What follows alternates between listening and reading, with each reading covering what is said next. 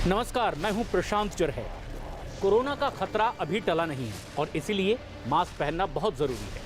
News 18 भी आपसे appeal करता है कि आप मास्क जरूर पहनें और देश के प्रधानमंत्री नरेंद्र मोदी ने भी कहा है कि आप मास्क जरूर पहने, क्योंकि कोरोना से इस लड़ाई में इस वक्त ये मास्क ही सबसे बड़ा हथियार है। नेताओं से भी अपील की है कि अपनी सभाओं में, रैलियों में वो मास्क जरूर पहने और लोगों से भी मास्क पहनने के लिए जरूर कहें। लेकिन इस वक्त आ रही है एक बेहद अहम और बड़ी खबर। मुंबई के पूर्व कमिश्नर परमबीर सिंह की चिट्ठी पर मचे सियासी घमासान के बीच अब शिवसेना ने भी गृह मंत्री अनिल देशमुख पर सवाल खड़े करने शुरू कर दिए। शिवसेना के मुखपत्र सामना में कहा गया कि सचिन वाजे वसूली कर रहे थे और राज्य के गृह मंत्री अनिल देशमुख को इसकी जानकारी तक नहीं थी।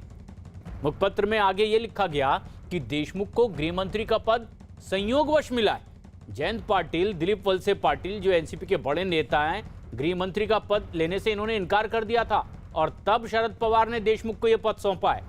शिवसेना ने कहा कि संदिग्ध व्यक्ति के घेरे में रहकर भी राज्य के गृह मंत्री पद पर बैठा कोई आम काम नहीं रह सकता।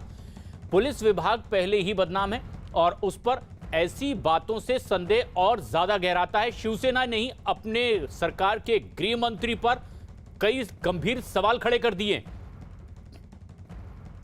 दिवाकर सिंह हमारे सहयोगी इस वक्त हमसे सीधे जुड़ रहे हैं। दिवाकर, क्या संकेत इससे माने जाएं जब शिवसेना ही अपने राज्य के गृह मंत्री एनसीपी नेता अनिल देशमुख पर सवाल खड़े कर रहे हैं? क्या कोई दूर के संकेत है ये? देखिए, साफ तौर पर इस आरोपों को लेकर हमने जब एनसीपी के नेता और महाराष्ट्र सरकार में खुद मंत्री हैं नवाब मलिक, उनसे बातचीत की तो सीधा सवालों का जो जवाब है वो देते नहीं दिखे। गोलमोल जवाब देते रहे कि संपादक का अपना अधिकार होता है, वो कुछ भी लिख सकता है। लेकिन नवाब मलिक ये भूल गए कि वही सामना है जिसकी संपादक उद्धव ठाकरे की पत्नी रश्मि ठाकरे हैं और जो भी संपादकीय लिखा जाता है वो संजय राउत, उद्धव ठाकरे और रश्मि ठाकरे की नजरों से होके गुजरता है। तो ऐसे में क्या सरकार और संपादकीय जो सामना में लिखा गया अखबार, दो चीज कैसे हुए? साफ तौर पर यहाँ पर सफाई देने की कोशिश नवाब मलिक की तरफ से की गई है, लेकिन उनके बयानों से साफ तौर पर दिखता है कि बिल्कुल भी इन पार्टियों के बीच में, जो तीन पार्टियां हैं उनके बीच में बिल्कुल भी सब कुछ ठीक नहीं है। और दरअसल ये सबसे अहम दिवाकर सवाल खड़े होते हैं जो पहले डिफेंड करते नजर आ रही थी पार्टी अपने गृह मंत्री को। क्या अब वो इससे पल्ला झाड़ रही है? क्या अब वो अपनी भूमिका में बदलाव ला रही है? दरअसल इसके मायने क्या हैं? देखिए, इस पूरे मामले को अगर देखें, परमबीर सिंह के लेटर को देखें, तो सबसे ज्यादा अगर बदनामी किसी पार्टी की हुई है तो वो है शिवसेना की। शिवसेना की बदनामी क्यों हुई है? क्योंकि मुख्यमंत्री शिवसेना का है, उद्धव ठाकरे मुख्यमंत्री है, उनके पास अधिकार है कि अगर उनके किसी मंत्री पर आरोप लग रहे हैं तो वो उससे जवाब मांगे और अगर आरोप गंभीर है तो उससे वो इस्तीफा ले सकते हैं। तो कहीं ना कहीं केंद्र जो है वो उद्धव ठाकरे हैं, विपक्ष लगातार उद्धव ठाकरे पर सवाल। और दिवाकर, जो बात आप कह रहे हैं कि दरअसल शिवसेना की मुश्किल इसलिए भी ज्यादा बढ़ी क्योंकि जिस सचिन वाजे की बात चल रही है वो शिवसेना के नेता के तौर पर पिछले सालों में साल काम करते रहे। पिछले 16 साल पहले जब वो सस्पेंड हुए उसके बाद वो शिवसेना से जुड़ गए थे, इसीलिए भी शिवसेना अब इस पर अपना पल्ला झाड़ते हुए दिखाई दे रही है। लेकिन इस बीच इस पूरे मामले में महाराष्ट्र के गृह मंत्री अनिल देशमुख ने अपनी सफाई पेश की है। इस सफाई में उन्होंने कहा है कि जो भी आरोप लगे हैं उसकी जांच होनी चाहिए। देशमुख ने कहा है कि उन्होंने खुद मुख्यमंत्री उद्धव ठाकरे से इस बात की मांग की थी कि इस मामले में अगर मुझ पर आरोप लग रहे हैं तो इसकी जांच हाईकोर्ट के रिटायर्ड जज से करानी चाहिए और इसका फैसला किया सरकार ने। एक्स पुलिस कमिश्नर, माजी पुलिस आयुक्त मुंबई, इन्होंने जो आरोप किए थे उसकी जांच होना चाहिए, ऐसी मांग मैंने कैबिनेट की मीटिंग में माननीय मुख्यमंत्री महोदय को की थी और माननीय मुख्यमंत्री महोदय ने और राज्य शासन ने इस आरोपों की जांच रिटायर्ड हाईकोर्ट जज के द्वारा करने का निर्णय लिया है और उस प्रकार ये आरोपों की जांच होंगी और जो भी सच है वो सामने आएगा। अब गृह मंत्री तो कह रहे हैं कि इस मामले की जांच की मांग मैंने की है दिवाकर, लेकिन शिवसेना की भूमिका सबसे अहम है। क्या शिवसेना पल्ला झाड़ती हुई दिखाई दे रही है? वो ये जताने बताने की कोशिश कर रही है कि अगर ऐसा कुछ घटा हो या आरोप लग रहे हैं तो शिवसेना उसमें सीधे तौर पर शामिल नहीं है। क्या अपना रुख बदल रही है शिवसेना और ये क्या कोई दूरगामी राजनीतिक परिणाम की ओर इशारा कर रहे हैं?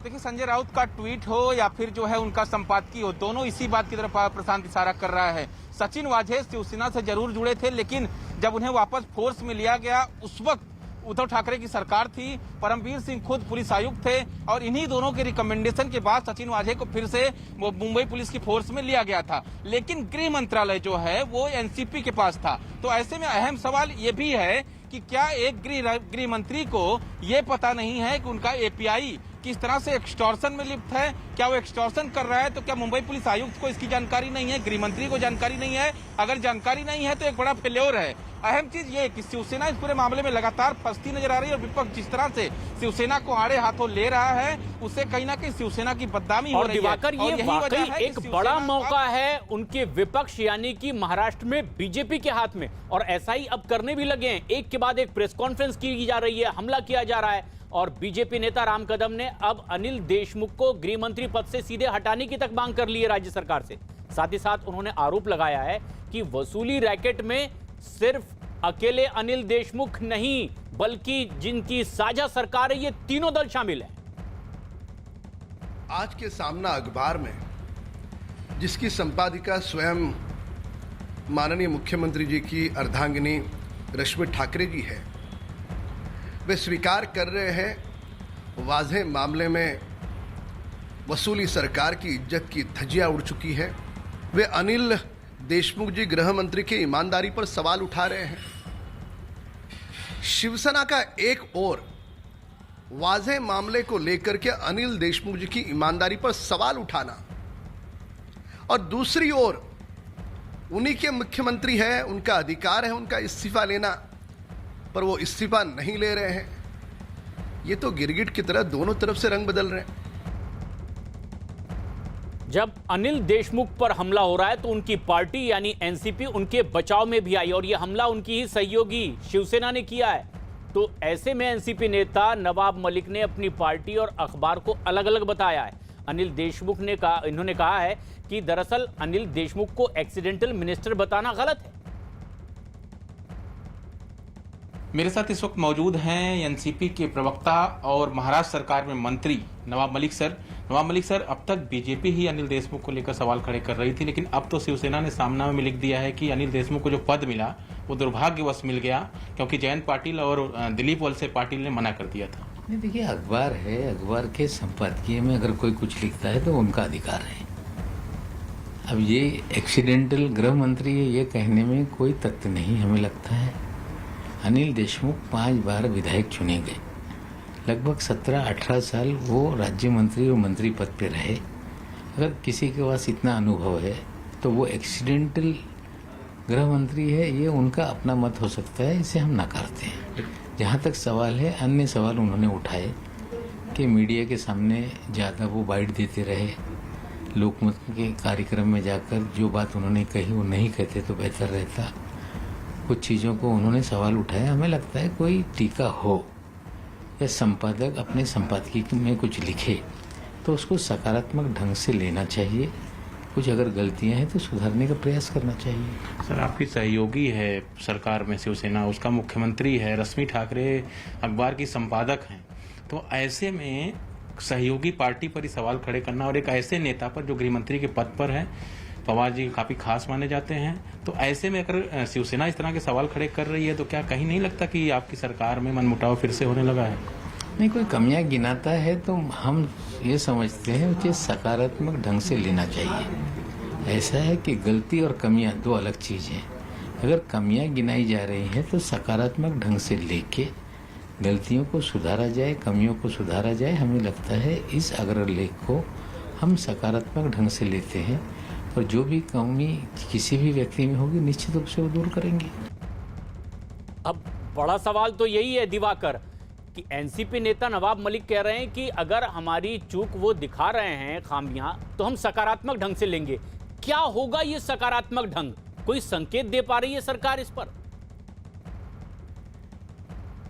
देखिए प्रशांत, अगर यूं कहें कि नवाब मलिक से जवाब देते नहीं बन रहा है सीधे सीधे सवालों का तो शायद सही होगा, क्योंकि जिस तरह से मैं उनका सवाल कर रहा था वो लगातार एक ही चीज कह रहे थे कि हम सकारात्मक लेंगे और शिवसेना और उसका मुख्य पद सामना दो अलग अलग चीजें हैं। दो अलग अलग चीजें कैसे? जैसे मैंने आपको बताया कि शिवसेना की जो संपादक है वो उद्धव ठाकरे की पत्नी रश्मि ठाकरे हैं। उद्धव ठाकरे की नजरों के बगैर कोई संपादकीय लिखा नहीं जा सकता है, तो फिर दो चीजें अलग कैसे हुई। अब ऐसे में किस तरह से ये डैमेज कंट्रोल किया जाएगा, क्योंकि परमवीर सिंह मामले में दोनों पार्टियों की खूब गिरगिरी हुई है, तो ऐसे में ये डैमेज कंट्रोल कैसे किया जाएगा, शिवसेना ने सवाल खड़े किए हैं, ये देखना अहम होगा। अभी तो फिलहाल ये कह रहे हैं कि हम सुधार करेंगे, लेकिन वो सुधार किस टाइप का होगा। क्या अनिल देशमुख का जो है इस्तीफा लिया जाएगा? मुख्यमंत्री को शरद पवार ने अधिकार दिया है, अगर मुख्यमंत्री चाहे तो वो गृहमंत्री का इस्तीफा ले सकते हैं, लेकिन क्या गृहमंत्री का इस्तीफा लिया जाएगा? क्योंकि प्रशांत, एक अहम चीज और है कि शिवसेना के कोटे जो मंत्री थे वो जो है इस्तीफा दे चुके इस पूरे मामले में। संजय राठौड़, उनको लेकर विवाद हुआ था, लेकिन धनंजय मुंडे और अनिल देशमुख को लेकर जब विवाद हुआ एनसीपी के दो मंत्रियों में,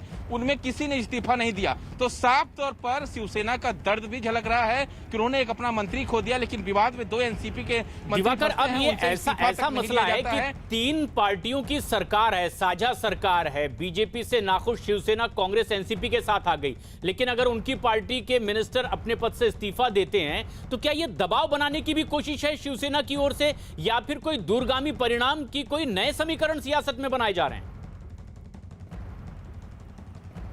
देखिए, बिल्कुल दबाव बनाने की कोशिश तो जरूर है, क्योंकि जब शरद पवार बंगाल जा रहे थे और वहां पर ममता बनर्जी के समर्थन में प्रचार करने वाले थे, तब जो तीसरी पार्टी है कांग्रेस, उसके जो प्रदेश अध्यक्ष है नाना पटोले ने भी सवाल खड़ा किया था। यानी तीनों पार्टियों में बिल्कुल भी जो एकमत होना चाहिए वो चीज नहीं दिख रही है, मनमुटाव दिख रहा है। और ऐसे में अगर एनसीपी के किसी बड़े मंत्री पर इस तरह के सवाल खड़े हुए हैं और शरद पवार के काफी खास माने जाते हैं अनिल देशमुख, तो ऐसे में अगर उनके ऊपर सवाल खड़े हैं तो शिवसेना की एक रणनीति भी हो सकती है। और ये बड़ी बात है, ये एक बड़ी खबर है कि महाराष्ट्र में साझा सरकार जो चल रही है, तीनों पार्टियों के बीच मनमुटाव अब साफ जाहिर होने लगा है। एक दूसरे पर हमले किए जा रहे हैं और सार्वजनिक तौर पर उसे जाहिर भी किया जा रहा है, लेकिन परिणाम क्या होंगे अब इन तीनों पार्टियों को तय करना है। हिस्ट्री टीवी 18 पर OMG ये मेरा इंडिया वापस आ रहा है। अद्भुत, मनोरंजक और प्रेरणादायक कहानियों के साथ देखिए एक ऐसी कहानी दिल्ली के जोरावर की, जिन्होंने 20 साल की उम्र में रस्सी कूद में 15 वर्ल्ड रिकॉर्ड बना लिए। ऐसी और कमाल की कहानियों के लिए देखना मत भूलिए OMG ये मेरा इंडिया के सीजन 7 का प्रीमियर होली के दिन 29 मार्च रात 8 बजे सिर्फ हिस्ट्री टीवी 18 पर। बाअदब, बामुलाइजा, होशियार, बायजूस OMG ये मेरा इंडिया के कारवां के ऊपर से पर्दा उठाने के लिए हो जाइए तैयार। जहां हर घर में खुलती है हुनर की किताब और रगों में दौड़ता है जोश का सैलाब। अपने इसी अंदाज से हमारे दिलों को जीतता, हर तरह से अनोखा, हर नजर से अद्भुत, ये मेरा इंडिया है जनाब। मिलिए दिल्ली के जोरावर सिंह से, international level jump rope player और गिनीज वर्ल्ड रिकॉर्ड होल्डर। आज की डेट में मेरे 15 गिनीज वर्ल्ड रिकॉर्ड है। जोरावर ने 20 साल जैसी छोटी उम्र में 15 वर्ल्ड रिकॉर्ड कैसे बनाए, उसके पीछे कहानी है कभी न हार मानने वाले जज्बे और कड़ी प्रैक्टिस की। हमने एक क्रू बनाया फ्लाइंग जंपर्स क्रू के नाम से। हमारे क्रू के अंदर 10 से 12 बच्चे हैं जो सारे ही नेशनल चैंपियन हैं और अच्छे इंटरनेशनल प्लेयर हैं। जोरावर अपनी इस मेहनत और माँ की दुआओं से मिली सक्सेस को बिल्कुल भी लाइटली नहीं लेते।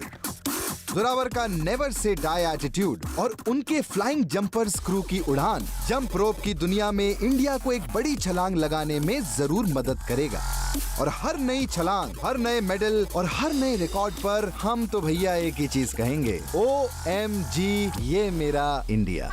बायजूस OMG ये मेरा इंडिया का नया सीजन शुरू हो रहा है 29 मार्च से हर सोमवार रात 8 बजे हिस्ट्री